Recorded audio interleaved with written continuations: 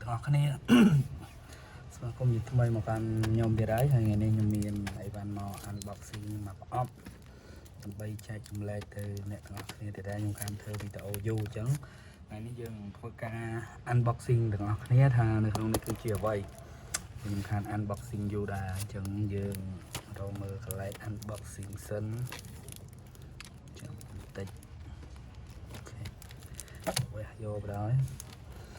ចឹងអ្នកនរគ្នាកុំភ្លេចជួយចុច Subscribe Channel ខ្ញុំផងដើម្បីទទួលបានវីដេអូថ្មីបន្ថែមទៀតដើម្បីការ unboxing របស់ខ្ញុំ yes ហើយយើងយ៉ាចុះនេះគឺជាអ្វីយ៉ាដូចធ្លាក់ទូរស័ព្ទអ្នកនរគ្នាមិញហ្នឹងវត្តកត្រៃទៅចង់ជ្រុលអូខេ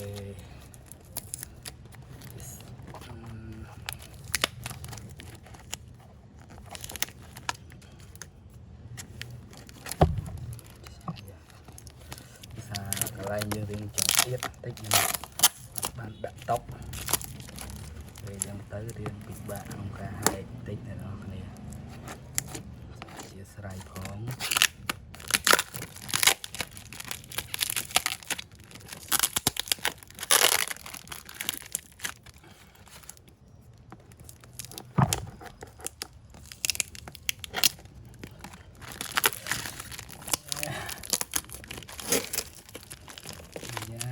តឹងរបស់គេ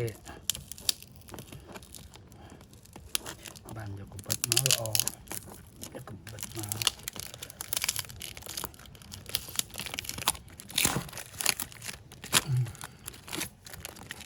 ណាមុខខាងណាអីខាងនេះចា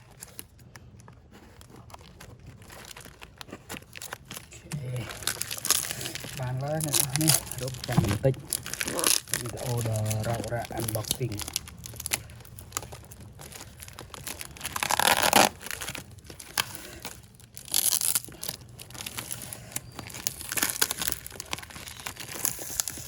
អូមកដែរ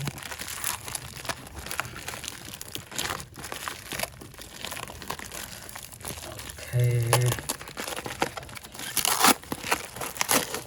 ខេបានណាអ្នកនរគ្នាតែន yes នេះជាវ៉ាន់ដែលទទួលបានអូខេទទួលបានខេសមួយ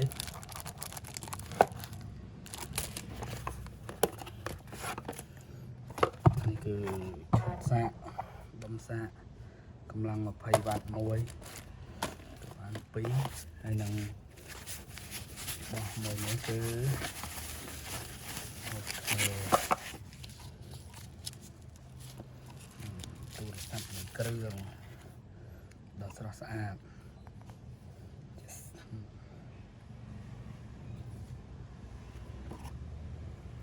ហើយយើងបើកមើលសិនថាចេញអត់អូខេចេញអ្នកនរគ្នាក្នុងប្រអប់មានតែ3មុខប៉ុណ្ណឹងឯងទូរស័ព្ទមួយគ្រឿងនិងសាកហើយនឹងខេស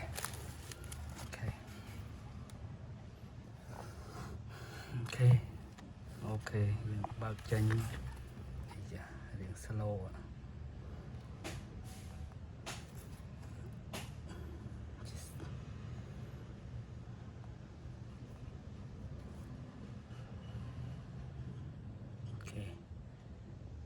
អូខេអញ្ចឹងវីដេអូថ្ងៃនេះគឺមានតែប៉ុណ្ណឹងទាក់ទងនឹងការ unboxing ទូរស័ព្ទមួយគ្រឿងហ្នឹងអញ្ចឹងនឹងជួបខ្ញុំនៅវីដេអូបន្ទាប់ទៀតពីការ review នៃទូរស័ព្ទមួយគ្រឿងហ្នឹងហើយបើអ្នកទាំងអស់គ្នាមានចំណាប់អារម្មណ៍មានចម្ងល់អីអាចតាក់ទងសួរខ្ញុំបានហើយខ្ញុំទិញនេះគឺក្នុងតម្លៃក្រោមទីផ្សារដែរអរគុណជួបខ្ញុំនៅវីដេអូបន្ទាប់ទៀតសូមកុំភ្លេចជួយចុច Subscribe ផង